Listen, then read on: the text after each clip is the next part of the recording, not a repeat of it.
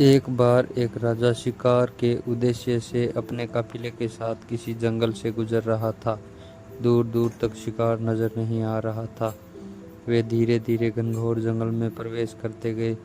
अभी कुछ ही दूर गए थे कि उन्हें कुछ डाकुओं के छिपने की जगह दिखाई दी। जैसे ही वे उसके पास पहुंचे कि पास के पेड़ पर बैठा तोता बोल पड़ा, पकड़ो पकड़ो, एक राजा आ रहा है। इसके पास बहुत सारा सामान है, लूटो लूटो, जल्दी आओ जल्दी आओ। तोते की आवाज़ सुनकर सभी डाकू राजा की ओर दौड़ पड़े। डाकुओं को अपनी ओर आते देखकर राजा और उसके सैनिक दौड़कर भाग खड़े हुए। भागते भागते कोसों दूर निकल गए। सामने एक बड़ा सा पेड़ दिखाई दिया। कुछ देर सुस्ताने के लिए उस पेड़ के पास चले गए। जैसे ही पेड़ के पास पहुंचे कि उस पेड़ पर बैठा तोता बोल पड़ा, आओ राजन, हमारे साधु महात्मा की कुटिया में आपका स्वागत है। अंदर आइए, पानी पीजिए और विश्राम कर लीजिए।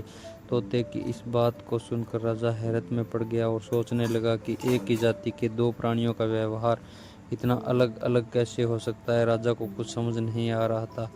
वह तोते की बात मानकर अंदर साधु की कुटिया में चला गया।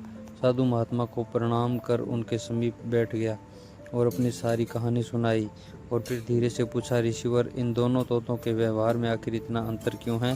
साधु महात्मा धैर्य से सारी बातें सुनी और बोले, ये कुछ नहीं राजन, बस संगति का असर है। डाकुओं के साथ रहकर तोता भी डाकुओं की तरह व्यवहार करने लगा है, उनकी भाषा बोलने लगा है। अर्थात जो जिस वातावरण में रहता है वह वैसा ही बन जाता है। कहने का तात्पर्य यह है कि मूर्ख भी विद्वानों के साथ रहकर विद्वान बन जाता है।